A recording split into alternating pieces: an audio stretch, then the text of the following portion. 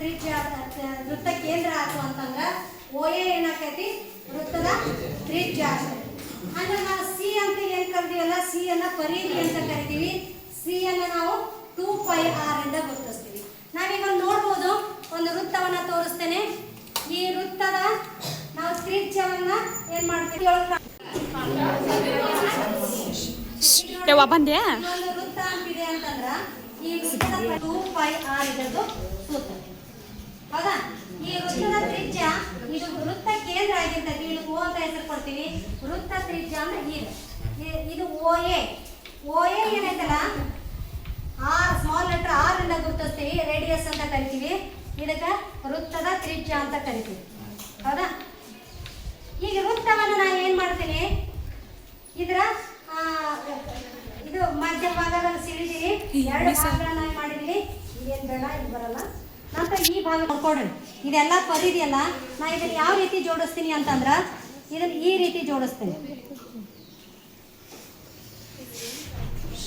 ಈ ರೀತಿ ಜೋಡಿಸ್ತೀನಿ ಅಂದ್ರೆ ಪರಿಧಿ ಇಲ್ಲಿ ಬಂತು. ಇದು ವೃತ್ತದ ತ್ರಿಜ್ಯ ಕಾಣಿಸ್ತೈತಿ. ಮುಂದೆ ಹಿಂಗೆ ನಾವು ವಿವಿಧ ಭಾಗಗಳನ್ನು ಮಾಡ್ಕೊಂಡು ಹೋಗೋಣ. ಇಲ್ಲಿ ವೃತ್ತವನ್ನು 4 ಭಾಗ ಮಾಡಿದ್ದೀನಿ. ವೃತ್ತವನ್ನು 4 ಭಾಗ ಮಾಡಿ ಇದು ಪರಿಧಿ ಆಗ್ತೈತಿ.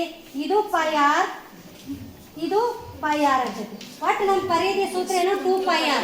ಇದನ್ನ ಹಿಂಗೆ ಕತ್ತರಿಸಿದಾಗ ಹಿಂಗೆ ಕತ್ತರಿಸ್ಕೊಂಡು ಜೋಡಿಸ್ಕೊಂಡ್ರೆ ಮ್ಯಾಲೆ πr ಬಂತು, ಕೆಳಗಡೆ πr ಬಂತು. ಈಗೇನೈತಲ್ಲ ವೃತ್ತದ ತ್ರಿಜ್ಯ ಆಗ್ತೈತಿ.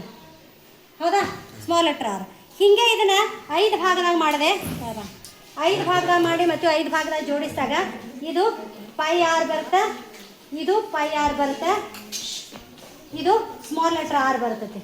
ಹೌದಾ? ಈಗ ಮತ್ತೆ 6 ಭಾಗವನ್ನ ಜೋಡಿಸ್ಕೊಂಡು ಹೋದೆ ನಾನು. ಈ ಕಡೆ ಬಂದೆ, ಭಾಗಗಳನ್ನ ಜೋಡಿಸ್ಕೊಂಡು ಬಂದೆ.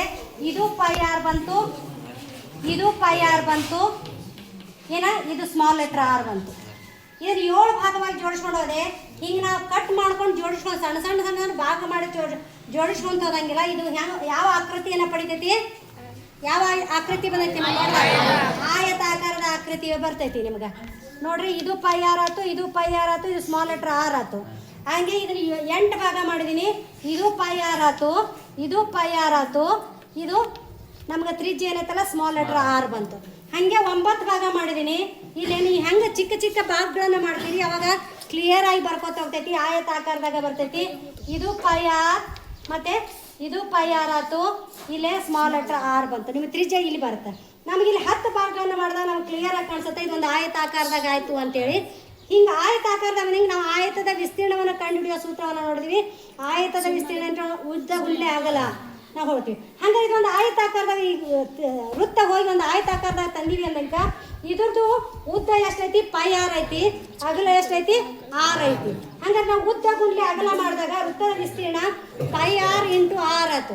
ಹಂಗಾರೆ ಟೋಟಲಿ ನಾವು 6ಕ್ಕೆ 6 ಗುಣಿಸಿದ್ವಿ ಅಂದ್ರೆ πr² ವೃತ್ತದ ವಿಸ್ತೀರ್ಣ ಆಯಿತು. ಇಷ್ಟಿದು ವೃತ್ತದ ವಿಸ್ತೀರ್ಣವನ್ನು ಕಂಡುಹಿಡಿಯೋ ಸೂತ್ರ. ಓಕೆ.